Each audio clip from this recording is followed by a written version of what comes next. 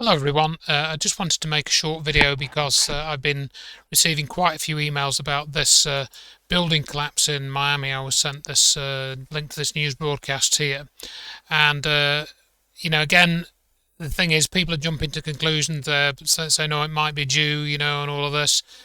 But this is really too early to say. You need to do a lot more research. You need to look at the history of the building. When was it built? Who constructed it? You need to start looking at some witness accounts, looking at all the videos you can collect, looking at aerial views, looking closely at the damage, and then you can start, drawing some conclusions. Now, do remember that when Dr. Judy Wood was investigating 9/11, it was about 3 years before she posted anything on the web. So people are reacting to this within a couple of days, and it's really jumping to conclusions. Somebody did send me an interesting point that there was a tropical storm in the area, but then again, it's Florida. You get lots of hurricanes going up that way and stuff, and tropical storms.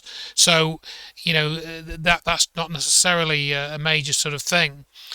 And then, of course, the next thing that came up shortly after is that we're getting this link to the suicide of John McCafee, or the alleged suicide or the alleged murder.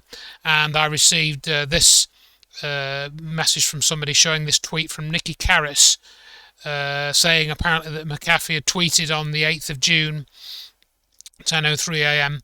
If anything ever happens to me, please know that 31 terabytes of files I have are located on hard drives in my condo near 88th Street and Collins Avenue, just north of Miami Beach. So, you've got this 88, which is, of course, an 11 number, and then this 8777. Is this, a genuine tweet? Well, I looked on John McAfee's Twitter, and here we have a post from June the 9th, tweet from June the 9th, I should say. And there we have June the 8th. That's not the one referring to this condo.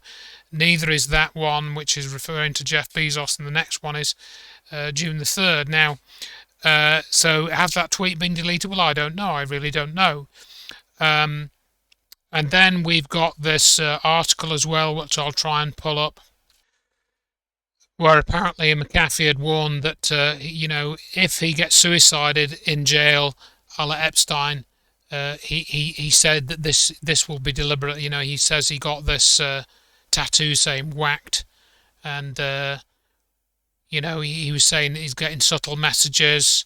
That was back on November 30th, 2019, that he was getting those messages.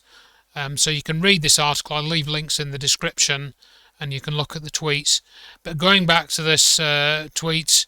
Here, this didn't seem to exist. Has it been deleted? I don't know. But then already we have the Daily Mail getting in on the act. I call it the bastion of British psychological operations, talking about conspiracy theorists and blah blah blah.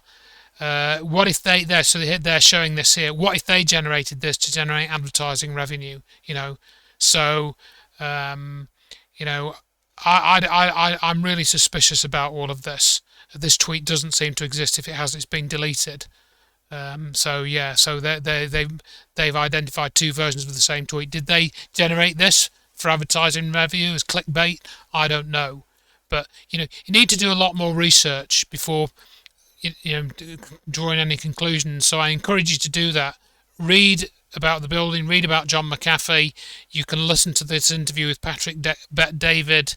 McCafee is certainly an interesting and enigmatic character, clearly very clever. So, he was called out as having multiple personality disorder on the BBC thing that I was listening to briefly, just to see what spin they were putting on it. They didn't, put what he'd written in this article and talking about the deep state. They didn't mention that. Of course, they don't mention any of that. So, do more research, folks, and then write a blog, write an article, start a blog, do some research, and then you can send me that when you've done all the research for a few days, at least a week minimum, and then see what you come up with.